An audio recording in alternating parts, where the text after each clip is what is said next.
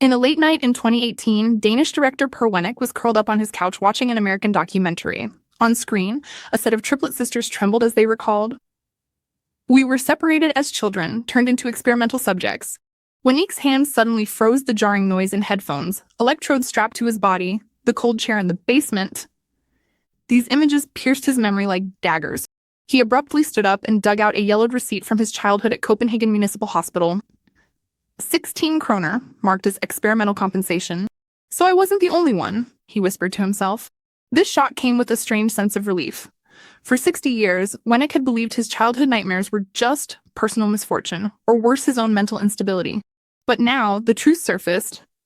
He was merely a small pawn in an extensive experimental network, a victim of a global human experimentation program meticulously planned by the CIA. In 1958, 11-year-old Wennick lived in a Danish orphanage. Every Monday, he and other children were taken to the basement of Copenhagen Municipal Hospital. A man in a white coat handed him a chocolate. "Today we're going to play a new game." He was strapped to a chair, suddenly assaulted by metallic screeching through headphones, electrodes attached to his chest, his limbs bruised by restraints. Staff recorded his heartbeat and perspiration, smiling eerily even as he screamed in terror. These games continued for 13 years. Until 1973, when 24-year-old Wennick escaped the orphanage, but hallucinations and insomnia followed him like shadows. He tried to find answers, but the hospital claimed no records existed. Until 2018, when that documentary revealed just the tip of the iceberg. Wennick's story isn't isolated. Around the world, countless similar tragedies are being uncovered. These stories share a chilling fact. Under the shadow of the Cold War, the Central Intelligence Agency CIA launched a secret program codenamed MK-Ultra, aimed at controlling human thoughts and behavior through drugs, psychological manipulation, and torture. And all this was conducted in the name of scientific research and national security. In 1949, the Soviet Union successfully tested its first atomic bomb, ending America's nuclear monopoly. Soon after, the Korean War erupted, and captured American soldiers appeared on television confessing that the U.S. had used biological weapons in Korea. These displays of thought transformation deeply alarmed the CIA. Then CIA Director Allen Dulles warned in a secret meeting, "The Soviets have mastered brainwashing techniques. If we don't catch up quickly, America will face defeat in a silent psychological warfare." On April 13, 1953, Dulles signed a top-secret document approving a project codenamed MK-Ultra. The name itself was mysterious. MK was the CIA's standard prefix for psychological warfare projects, while Ultra suggested its extreme nature. The project's official goal was researching methods of behavior modification. But in reality, it sought the key to controlling the human mind. The central figure of MK-Ultra was Sidney Gottlieb, a chemist with a doctoral degree. Colleagues called Gottlieb the Black Wizard for his obsession with manipulating the human mind. More disturbingly, the CIA recruited several former Nazi scientists through Operation Paperclip to participate in this program. These scientists had conducted human experiments in concentration camps, and now their expertise was being utilized by the American government. Most notorious among them was Kurt Blom, a Nazi doctor who had conducted human freezing experiments at Auschwitz. Blom escaped conviction at the Nuremberg trials and was subsequently recruited by the CIA. In a memo, he wrote, "The Americans are particularly interested in our mental control experiments at Dachau." This morally bankrupt collaboration set a terrifying tone for MK-Ultra. MK-Ultra's funding sources were extremely covert. The CIA created multiple shell foundations, such as the Human Ecology Fund and the Macy Foundation, channeling funds to universities and research institutions through these seemingly charitable organizations. Top institutions like Harvard, Stanford, and Cornell unwittingly became sites for CIA experiments. By 1957, MK-Ultra had evolved into a vast network encompassing 149 subprojects across the United States, Canada, Britain, Denmark, and other countries. What these projects had in common was that experimental subjects almost never gave informed consent and were primarily society's vulnerable groups: orphans, psychiatric patients, prisoners, prostitutes, and those unable to speak for themselves. The most well-known MK-Ultra experiments used LSD lysergic acid diethylamide as a truth serum. The CIA believed this potent hallucinogen could break down psychological defenses, causing people to reveal secrets. Between 1953 and 1964, the CIA conducted experiments codenamed Operation Midnight Climax in several safe houses. Agents hired prostitutes to lure unwitting clients into rooms equipped with one-way mirrors, secretly added LSD to their drinks, then observed and recorded their reactions. In one such San Francisco safe house, a prostitute codenamed Mary recalled, "One man climbed onto the windowsill after taking the drug, claiming he could fly. We had to drag him back. The CIA agents just calmly took notes, as if watching lab rats." Even more egregious were experiments conducted at Lexington Prison in Kentucky. 7 African-American prisoners were told participating in medical research could reduce their sentences. then injected with high doses of LSD for 77 consecutive days. One of them, James Sanders, suffered a mental breakdown after the experiment and was diagnosed with permanent schizophrenia. In his prison diary, he wrote, "My brain is no longer mine. Someone walks inside it, flipping through my thoughts like pages in a book." Another type of experiment focused on breaking down personality through sensory deprivation and psychological pressure. At McGill University in Montreal, Canada, psychiatrist Ewan Cameron conducted a sub-project codenamed MK Delta with CIA funding. Cameron believed that by completely destroying a patient's existing personality, he could create a blank canvas on which to implant new thoughts and behavioral patterns. His methods were extremely cruel. Patients were forced to wear headphones playing the same recording for weeks, injected with insulin to induce coma, subjected to 30-40 electroshock treatments, far exceeding normal medical dosages. One victim, Gail Orlikow, had originally sought treatment for mild postpartum depression but was completely destroyed by Cameron's therapy. She later recalled, "I went in as a normal person and came out unable to recognize even my own children." The CIA also developed a strong interest in hypnosis, hoping to create hypnotic assassins, ordinary people programmed through hypnosis to carry out assassination missions, afterward remembering nothing of what they had done. This concept was later borrowed for the film The Manchurian Candidate. In a declassified document, a sub-project codenamed Artie Coke described an experiment. The subject, in a deep hypnotic state, was ordered to shoot a colleague. The gun contained blanks. The subject carried out the order and afterward had no memory of it. The ultimate goal of such experiments was to create a remotely activated human weapon. By the late 1960s, MK Ultra began exploring more advanced control methods, including using electromagnetic and microwaves to influence brain activity. At a secret facility in New Mexico, scientists attempted to induce specific emotions or behaviors through particular electromagnetic frequencies. A 1969 memo mentioned, "We can now remotely induce anger, anxiety, or drowsiness in the target brain." These experiments laid the foundation for later non-lethal weapons development and provided material for countless conspiracy theories. The truth about the experiments lies in dusty files in the Danish National Archives. In the 1960s, University of Michigan psychologist Seymour Mednick proposed that schizophrenia might originate from genetic or environmental stimuli.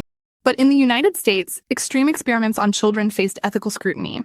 So he found Danish psychiatrist Fini Schulsinger, an authority at Copenhagen Municipal Hospital. Denmark was an ideal experimental location. The country had kept detailed citizen health records since the 1930s, including mental illness history. Denmark's welfare system placed orphanages entirely under state control, and the Danish government at that time was willing to cooperate with the CIA in certain gray areas to secure American military protection and economic aid. The two targeted orphanages, 311 children, were divided into two groups, one with mothers having psychiatric histories, the other like Wennick with clean backgrounds. The experimental design was extremely cold-blooded, testing whether children would break down under prolonged mental oppression through noise, electric shocks, drugs, and violence. Project funding came from the Human Ecology Fund, with the CIA as its behind-the-scenes sponsor. The experiment was divided into multiple phases. First was baseline testing.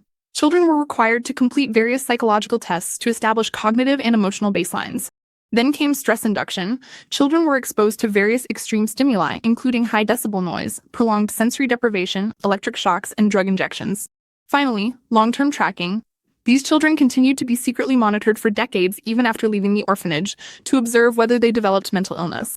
More shockingly, these children were never told the purpose of the experiments and continued to be secretly tracked even as adults. When Winnick sought medical care at 34, his file was marked suspected drug use, simply because experimental data had categorized him as potentially mentally abnormal. The fate of these children is heartbreaking. According to an anonymous survey in 2010, of the 311 experimental subjects, 28 committed suicide before age 76 were diagnosed with serious mental illness, and more than half depended on psychiatric medication for life. Wennick was among the few survivors who managed to establish a relatively normal life, but he remained haunted by nightmares and flashbacks. "They stole my childhood," Wennick said in the documentary. "But more terrifying is that they stole our future. Many of us don't even dare to have children because we fear we've been contaminated in some way." MK Ultra's most infamous international branch was at the Allen Memorial Institute for Psychiatric Research in Montreal, Canada. There, psychiatrist Ewan Cameron conducted experiments codenamed brainwashing with CIA funding. Cameron's methods included psychic driving, keeping patients in drug-induced sleep for weeks while repeatedly playing specific messages through headphones. Linda McDonald was one of the victims who sought treatment for mild depression but was selected by Cameron as an experimental subject. She was forcibly kept asleep for 86 days and awoke having lost all memories, not even recognizing her children. "I had to relearn everything like a baby," she later testified at a congressional hearing. "How to use the toilet, how to dress myself, how to recognize numbers." The Canadian government later acknowledged these experiments and paid compensation to the victims, but the CIA never formally admitted its involvement. In Britain, the CIA collaborated with MI6 to conduct a series of chemical warfare agent experiments at Portondown Laboratory in Dorset. On the surface, these experiments were to test protective equipment, but declassified documents show they included LSD and BZ, a more potent hallucinogen, tests on uninformed soldiers. In 1953, a British soldier named Ronald Maddox was exposed to LSD aerosol during a routine exercise. He recorded the terrifying experience in his diary. "There are bugs crawling under my skin. I see dead comrades walking toward me." Maddox committed suicide 3 weeks after the experiment, with official records listing it as an accidental death during service. In divided Berlin, the CIA established several safe houses for drug interrogation of Soviet spies and East German refugees. These experiments were supervised by former Nazi Dr. Kurt Blome, recruited by the CIA after the war. A declassified memo described the interrogation of an East German scientist codenamed Spark. Under the combined effect of LSD and sodium pentothal truth serum, the subject provided detailed information about the Soviet rocket program. After interrogation, the subject's memory was successfully cleared, and he was safely released. This memory clearing technique became standard CIA procedure, but its long-term consequences were often disastrous. Many subjects later developed serious mental problems but couldn't trace them to their true cause. After World War II, the United States reached a secret agreement with scientists from Japan's Unit 731, the infamous Biological Warfare Unit, human experiment data in exchange for immunity from war crimes trials. This data was later incorporated into MKUltra research. At a secret facility in the outskirts of Tokyo, the CIA collaborated with Japanese scientists to test various biological agents' effects on human behavior. A 1962 report mentioned bacterial toxins provided by Japanese colleagues show encouraging results, capable of inducing short-term memory loss without leaving detectable traces. MKUltra's secrets might never have been revealed if not for an accident. In 1972, investigations triggered by the Watergate scandal led Congress to examine various CIA secret operations. In 1974, New York Times reporter Seymour Hersh published an explosive report exposing the CIA's illegal surveillance and experimentation on American citizens within the United States. This report caused public outrage, prompting Congress to establish a special committee led by Senator Frank Church. During the investigation, the committee discovered MKUltra's existence, although most documents had been ordered destroyed in 1973 by then CIA Director Richard Helms. Helms later admitted he ordered MKUltra documents destroyed to protect participants and institutional reputation. However, due to a clerical error, about 20,000 pages of documents were mistakenly filed in the finance department and survived. These documents became the primary source for understanding MKUltra. In 1977, at Senate hearings, former CIA official John Marks testified, "What we found is just the tip of the iceberg. Most experimental records have been destroyed, and many victims still don't know they were experimented on." Faced with irrefutable evidence, the U.S. government was forced to acknowledge MKUltra's existence but described it as necessary measures during the Cold War.